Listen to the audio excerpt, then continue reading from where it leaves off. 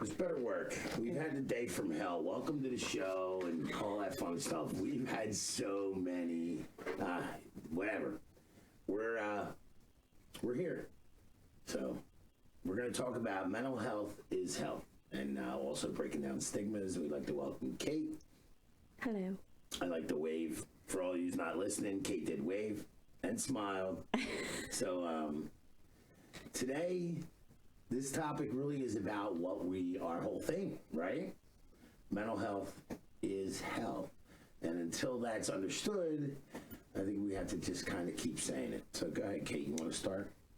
Yeah, so, just like somebody can have a broken bone, they can have diabetes, they can have high blood pressure, which is all health related. We should be able to talk about mental health the exact same way as we would talk about those other things. But it seems that mental health just comes with more judgment than understanding.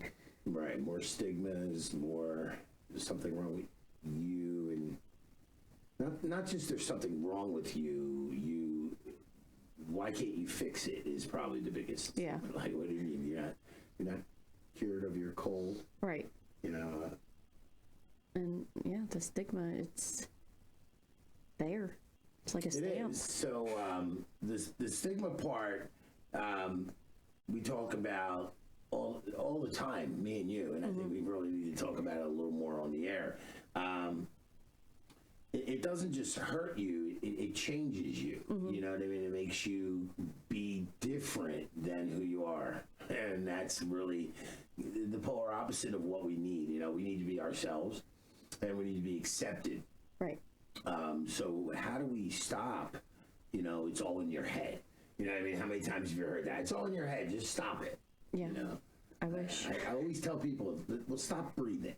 Right. You know what I mean? Like, if you think I'm in control of that, stop your heart for a minute. You know what I mean? Tell your pancreas to take a break for 6 hours. My kidney needs a break. Stop it. And that sounds really ludicrous, but that's really what you're asking us to do when you tell us to stop it or just get over it.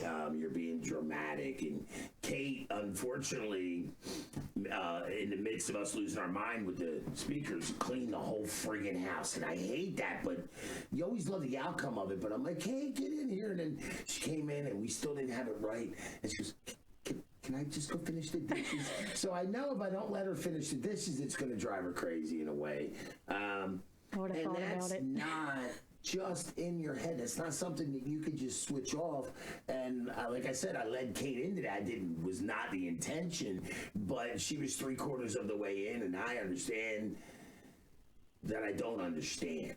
So for me to say, because I know Cait, if I was like, Cait, sit down right now and do not, you know what I mean? She would be okay and listen, but not okay. And it's not what we want, right? We want to allow Cait to be Cait, right?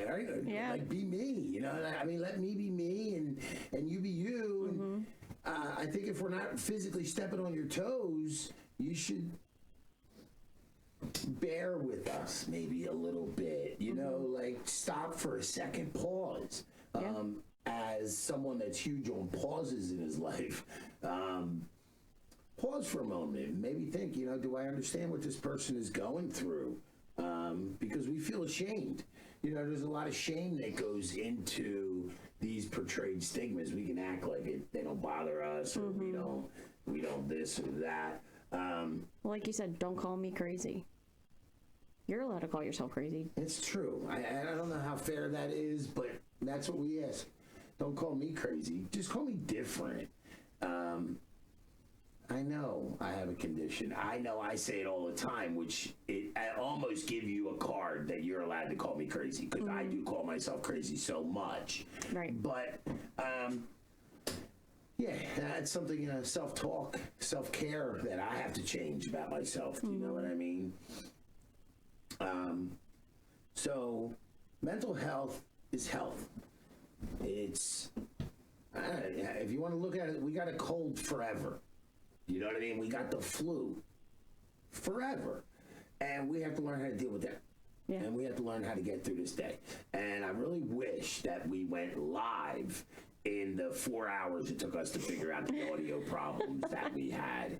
And to see two people on their own level deal with it was kind of cool, because I actually went and laid down for 5-10 minutes and Cait was like, I got it. And I come running back out. This is crazy, right? So let's just run through. I love this line. It says, these messages create a culture where people feel ashamed, right? Just snap out of it. It's all in your head. You're being dramatic. Don't talk about it. It makes people uncomfortable. We're going to do an eggshell episode of making people feel uncomfortable. But there's a huge part of that, like, if we just don't talk about it, it's not there. And when we do talk about it, you make the people around you uncomfortable.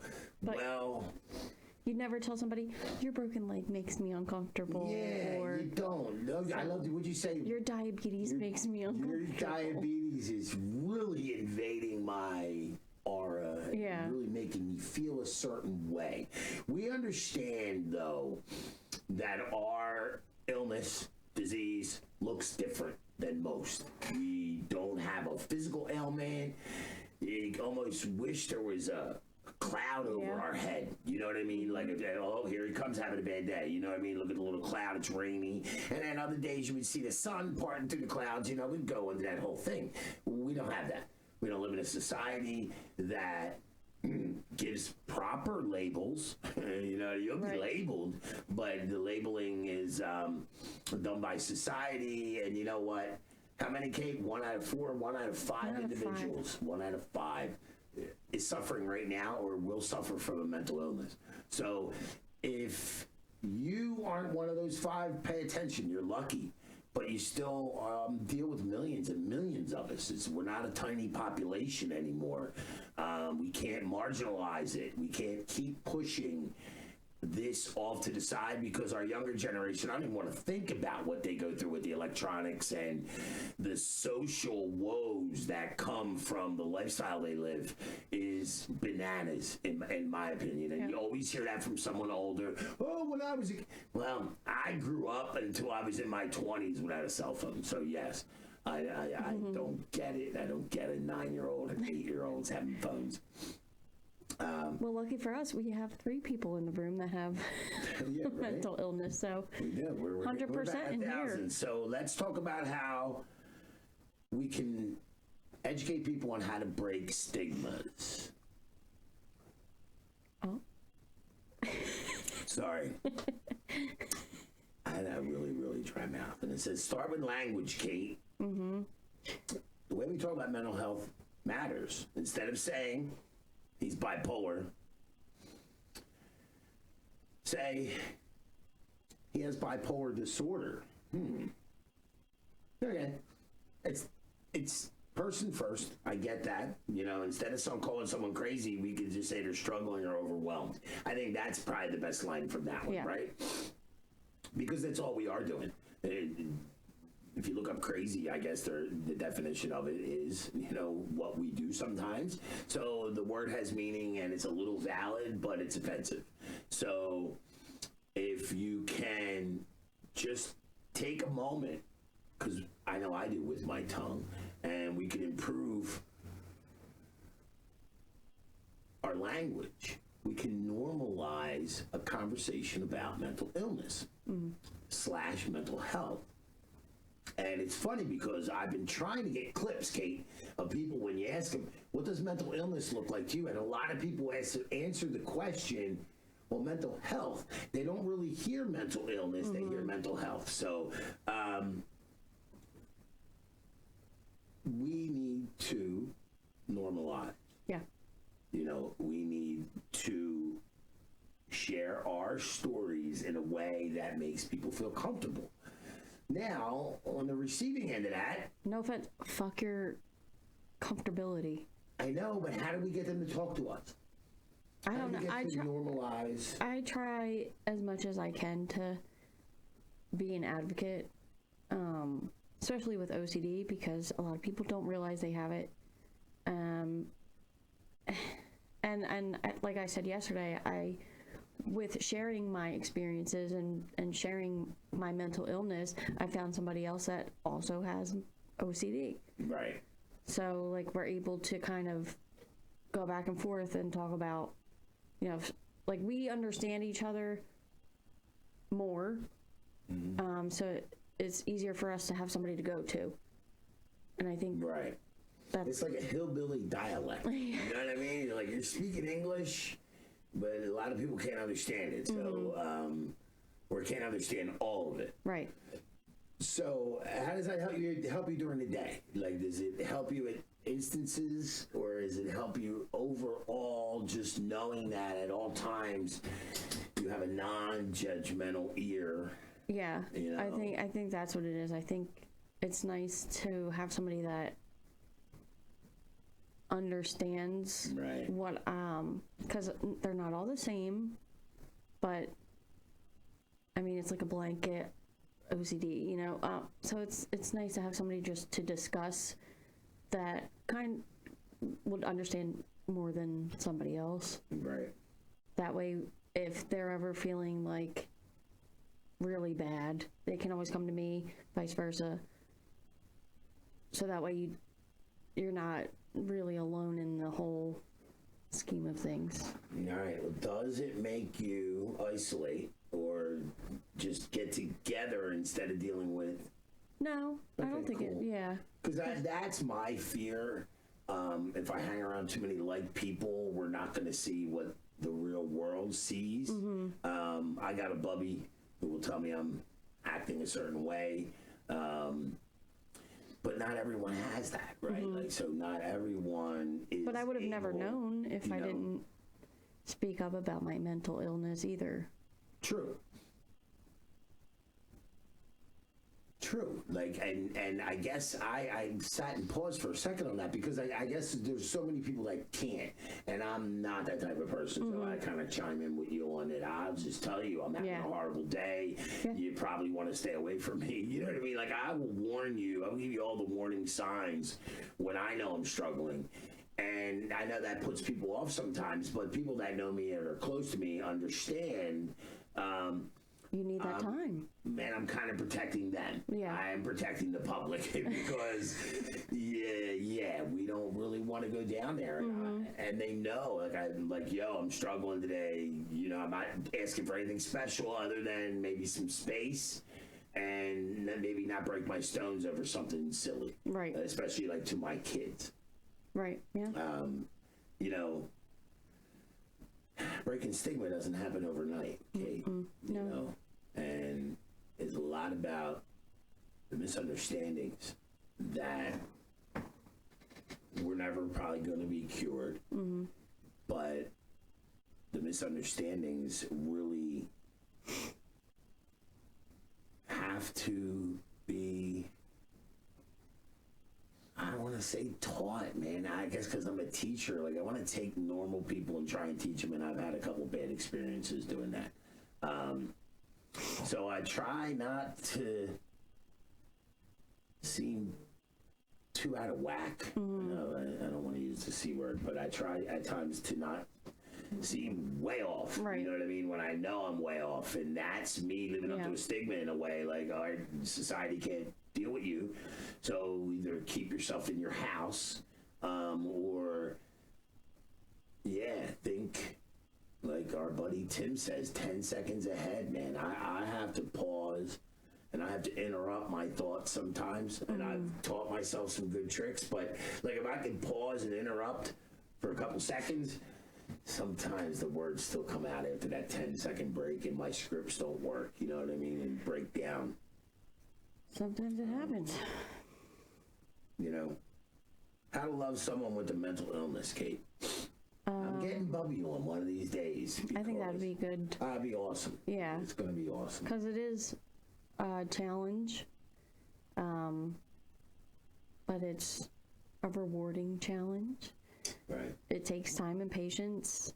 It's like learning something new. You know, that's why you should educate yourself on whatever your loved one suffers from, because obviously that'll help you a lot. Just be patient. and understanding. And you don't have to necessarily understand, but understand the struggle. Yeah. You know, if anything else, it can be beautiful outside, and it doesn't mean that we don't have that rain cloud over our head. Try to understand the struggle and try not to fix us. Yeah.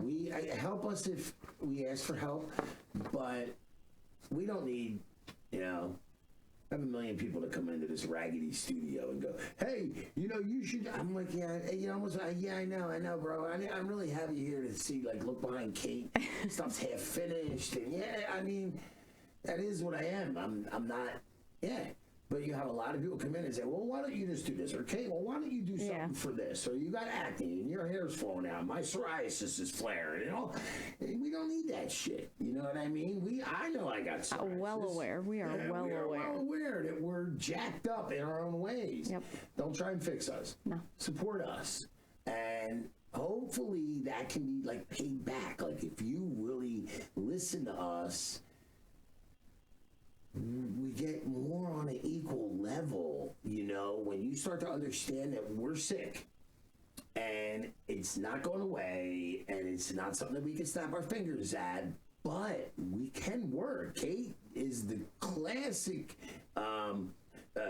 example of going to therapy and doing all different kinds of therapy. You do virtual therapy, right? Yep. Yeah, Cait's, I don't even understand that, because when I went to therapy, you sat across from a dude and you talked and you just, you went at it. And me, being manic, I would look at my clock because I knew I only had 50 minutes because he had to do his notes and that, and you paid for an hour. And he would try and calm me down, be like, Kevin, stop looking at your phone, stop looking at the clock. But I had to get everything out in 50 minutes. And it was the craziest time. Yeah. But I did it at a moment, and I needed it at that moment. And I wish I was a millionaire and I would have spent hours, but he was like $275 or $300 an hour. Yeah. And I had insurance, and it was a whole nother time. Where was I? All right, Cait, real quick, what do we got? All right, we're good. We're good. Here are some key ways to love and support someone in your life with a mental illness. So besides educating yourself. That's it. That would be first, right? First would be educate yourself. We would, we think if you're educate yourself a little bit, it lowers the level of frustration for both of us, right? So if you come to an understanding of what we probably just preached for the last 12 minutes about, mental illness is an illness. It is health. Mental health. They are it. And a couple of our points here are going to sound maybe like we're repeating ourselves, right? Educate yourself. Number 2, listen without judgment. Come on, man, we know that's hard. We get that. We get that. But all right, if you have a snap judgment, maybe just don't vocalize it. I want to try and help you help us, right? And if you do vocalize it, maybe take a second or two before you think of, you know what I mean? Oh my God, are you still depressed? You still down? Yeah. It's beautiful outside. Get your ass outside. You'll feel great. Need some sun. Get some sun, right? Get some vitamin D. Yeah. Right. We understand probably the root where that's coming from, but once it hits the branches and you hit so many times, it's just grating. It grates on you. You know what I mean? And I understand people are coming from a place Sure. of, but That's what I'm saying. how many times can you say it to somebody? Yeah. It's like, Cait, will you please turn into a blonde naturally? Right. You know, it's like, come on, I just keep saying it. It's going to happen. You know? It's going to happen. And, just doesn't work we like that. talk about respect. We have to respect the part of the population that does not understand us, and we have to respect that. It is a lack of education, and we teach kids about all kinds of stuff, but I doubt in school they're teaching you self-care for your head. I haven't been in school in a while, but you know what I mean? If there's so many kids with struggle with depression and anxiety, and don't you think we're kind of creating that? Don't you think society's creating this anxiety in this young generation? And what are we teaching them? Are we teaching them to cope with it? Are we teaching them how to meditate? Are we teaching them? I know it sounds far-fetched, but are you teaching them how to spend some time with your feelings? Yeah. And I don't want to sound like a hippie, but in a way, Hey, look it up. Montevenero, man. Montevenero, Spain. It's an eco-hippie community. Dude, those kids are raised like you wouldn't believe. You know what I mean? I'm telling you, those kids don't have stress. Yeah. Those kids don't have anxiety. They're not having social disorder because, wait, you mean I got to talk to another living human being? He's not on a screen. Yeah. You know, stuff like that. All right, sorry, got off one. That's what happens when you're a little, yeah. All right, respect their experience. Yeah. Right? We started talking about that first. Don't minimize. True. Don't minimize it. That's very good. It's very, very important, right? We wouldn't minimize your serious health condition, so please don't minimize ours. Yeah. Yep. You know, here you go, though. 5. Okay. Well, we missed patience. Oh, rats. I did this the last time we were live. Well, you wanted to skip too, but patience is really a key fundamental part of loving somebody with a mental illness, because obviously there's good days, there's bad days, there's in-between days, and those days will be a burden. Yeah. Or feel like one. Yes, but there are days probably we are. All right, I'm in a relationship, so I shouldn't say that myself. There are days I'm a burden to my spouse. I know my mental illness makes me a burden. So maybe I like to say it's your mental illness that is the burden on everybody, not you as a person. It's the mental illness. You know? Okay, there you go. That's part of mindfulness and separating. Yeah, I'm not there yet, Cait. I understand the field and where it's coming from and all that. To be able to separate a thought like that and to be able to dissect it is something that I really need to work on. That's pretty cool. All right, where were we? Don't we skip anything? 5, the boundaries.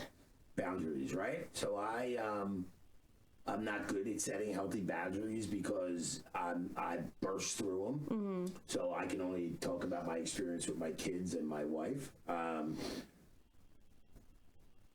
I burst through boundaries. So what I do is I teach.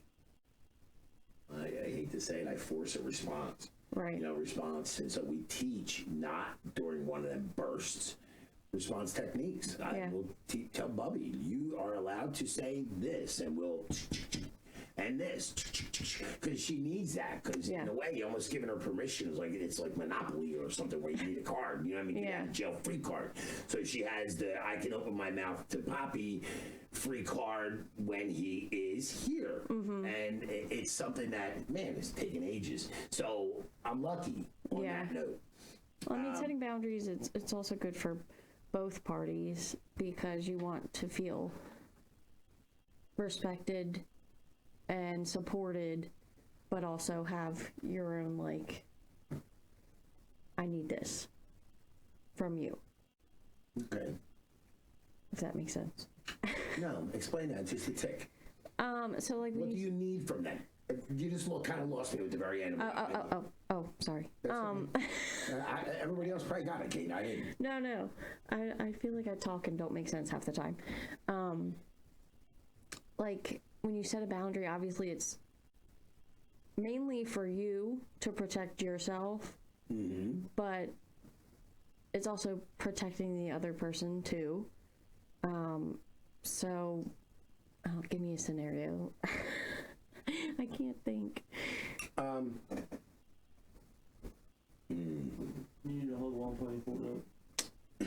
What do you say? You need a hug while playing Fortnite? Yeah. Don't touch me. Don't touch me.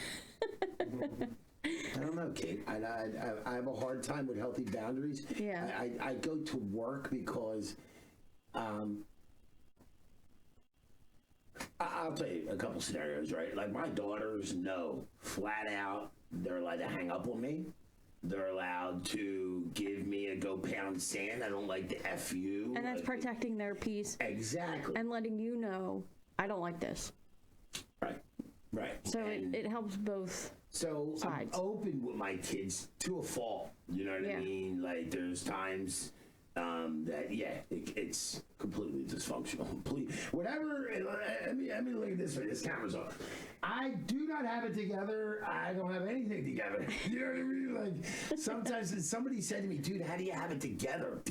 I'm like, "Oh, dude, don't." Where are you getting that idea? I don't know where. No, he just thought because we pulled the podcast off in like 12 days. You know what I mean? Right. And I was like, "Dude, we pulled it off in like 2 days. You could do it in 5 minutes." You know what I mean? Like it's not. But he was like, "You got everything together." I'm like, "Dude, I have shit together, man." I'm lucky. I'm just lucky that I have a great support system. Yeah. Let's go. All right, number 6, encourage professional help. We talked a little bit about therapy. We are not professionals, and you know what I mean? Please, 988 or 911, like whatever you do, just don't F up to that level. So if you need professional help, if it's right now, get professional help. However, in the long run, I want to start seeing a therapist, right? I need a therapist besides what I think is therapy this. Right? So, yeah, I need some professional help. Tell me the best thing about therapy or just tell me a couple things you got from it. Well, like there's things that I've held in for years nobody knew about, and it was just a weight off your chest to get that out. Yes. How about your identity? Like, and I know I asked you a question. I don't let you answer it. That's part of me being bananas. But, like, do you find a sense of personal identity going through therapy continually? I'm not saying one thing is going to... I think so because, I don't know. Like, it's just so freeing for you to be able to just open up with no judgment. Right? Like that's the coolest thing, right? Because you think I judge you, I think you judge me because we love each other, we've known each other 100 years, and I guess in a way, it's very difficult to say, "Oh, I don't judge you at all." Right? Like it's I don't know. I'm not perfect. Like I said, I'm very, very far from perfect. So, you know. Yeah, I mean, if you do suggest it to somebody you love, just don't force it. Because they will not get what they need out of therapy if they're not doing it on their own. So I don't know if encouraging professional help goes with seeing a doctor and getting on medicine. That could be a whole different... Hey, listen, I'm on meds. I'm going to tell you right now, my life was a train wreck without meds. And it took me years to figure out the right combinations, man. And right now I feel pretty good. I'm still manic, but I feel it. I can control it some days. And I got a little bit of a grip on it. I might seem off my rocker most days to most people, but this is pretty functional for me. And I don't currently have a therapy schedule regimen. I am on meds through a GP, general practitioner. I don't see anybody that specializes in bipolar, which I have people telling me I should go. And they're right. Yeah, it probably helped me a lot. You helped me a lot. So could you imagine if I went to somebody with a couple degrees that really does have facts? You know what I mean? All right, Cait. Let's wrap it up. We got like 3-4 minutes. I guess celebrate the small wins. Yeah. So this is for supporters, right? Yep. We celebrate our small wins. I do endlessly. Like not throwing my computer out the window about 2 hours ago is one of my huge small wins. But progress can be slow, it says. You know what I mean? So noticing and appreciating small steps can be deeply encouraging for both of you. Yeah. Right? So us as the sufferers need to realize when our support system is trying. Right. And I think that's the key word. Yeah. We just need you to try. And that's all that you can do is try. It is. And then it kind of goes with take care of yourself too. Like if you are constantly worried about a loved one, a child, a grandchild, a spouse, and you're not taking care of yourself, you're skipping the dentist and you're missing work and stuff like, you really got to take a step back. Yeah. Just like that individual needs to take a step back and see how they're affecting your life. Fair is fair. You know what I mean? Yeah. You have a life to live, and you have to live it because codependency codependency. Me and Bubby going to get into codependency, but like codependency could really be 80-20. Right. And 80-20 codependency. I've been there, man. It's been 90-10. You know what I mean? And 99. Sometimes it's 100 exactly. and 0. Like, well, you're still heart beating, so you're 1%. Right. You know what I mean? So I've been there, Cait. Yeah. Like I've been 99-1, where I was nothing but just something producing carbon. You know what I mean? Like I've been there. You know. I mean, And one of the key things that we're bad at, Cait, go ahead, you're reading it. The next one for me. consistency. Stay consistent. If you say something, please take the moment to think about it before you say it, because if you're waffling, it's hard. We need stability. You need stability if you love us, right? You need to know that we're doing what we can do. We're trying. And I think in a way, it's like tennis. You know, we try, you try, we try, you try. And Sometimes you miss, and it becomes a little fun game of pickleball where we're not running around and breaking a sweat. We're just tapping the ball back and forth. Here you go, Cait. you gotta love them for who they are, not just how they're doing or how you want them to be. I love that one. You know what I mean? We are not our illness, and you are not perfect. We don't think that you have it all figured out. We may come across as, you know what I mean, thinking, oh, you don't suffer from this, so you're lucky. Sometimes we feel that way. I'm not gonna lie to you. There's times I look at Bubby and she can play Monopoly Go, and it just chills her out, Cait. And I just don't. You know what I mean? Like, I wish I had something. I could scroll on Facebook for about 35 flipping seconds, and I don't even go on Snapchat or any of them. Like, it just does something to my brain. I'm not saying it's a terrible thing, but it just does something to my brain where I immediately want to put music on. Right. You know what I mean? Like, if I'm doing something like that for my cogs in my head, I just would like put on some Grateful Dead or put on some Limp Bizkit like crazy. You know what I mean? I dance with my granddaughters like crazy, and I just think it's just something that's my thing, and it takes me to mania. Like right now, I'm in a manic state, which most people that are manic, like, part of it is a natural high. And we got it figured out. So my high is that if this recording doesn't go off right, you'll probably be offline for a while. All right, listen, love them for who they are, not just how they're doing. We appreciate it. We appreciate you. We need to normalize. So Cait and I have a mission to normalize mental illness, to treat it like diabetes. You know what I mean? Take your medicine, go see your doctor, exercise, drink plenty of water, right? Like, all the basic things we need to follow, but we need support. We need you. And we love you. You know what I mean? And you know, what do you want to close with, Cait? I do, on the bottom here. What's the last? Oh, no, you're right. I'm sorry. No, it's okay. I just think it's important for you as a supporter to ask the person that you do love how they need to be loved in that moment. And then listen. Right? So if I'm being a J.O. and I say, could you just leave me alone? Leave them alone. Sometimes we need to listen to the first thing, right? But there's times I want to be left alone and I don't want to be left alone, right? So we challenge you. I don't mean we challenge you to do anything specifically. We challenge you. And let's just be real. You know, I think that really is it. Like, there's times that Bubby knows. I say, leave me alone. She leave me alone for 3 minutes. She left me alone. Do you know what I mean? And then to come back, and then I would say, I got scripts for Bubby to protect her from me because I'm an a-hole. And it'll be, Bub, this isn't the time. Like, I need an hour. I need to walk. I need to, you know what I mean? I just need to go listen to some music and rock out. And we're cool with that. Right? It's important because that way, like, you know, sometimes, not every time can be the same. Like, you don't want to be left alone every time. Exactly. So asking them, how do you want me to love you in this moment?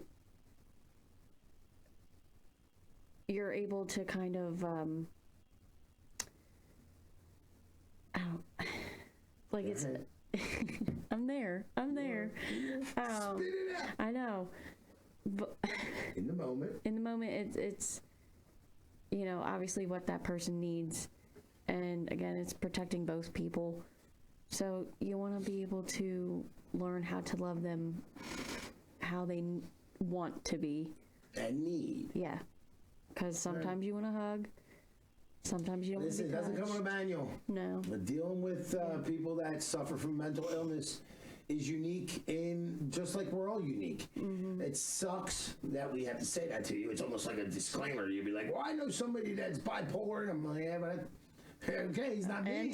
You know what I mean? Be like, Cait, I know you're OCD, and I know I left my house a mess, but just don't do it. You know what I mean? Like, there's certain things, like your left shoe doesn't really fit great on your right foot. Right. You can get it there. But It's not going to be comfortable. Good all day. You know what I mean? All right, we love yous. We're out. We'll be back. We shall be back. Hit the subscribe. I get yelled at all the time. Hit the like and share and subscribe, and share with your friends. Yep. Hit me up, man. Be on my show. Come sit with me and Cait. All right, we love you. Bye. Bye.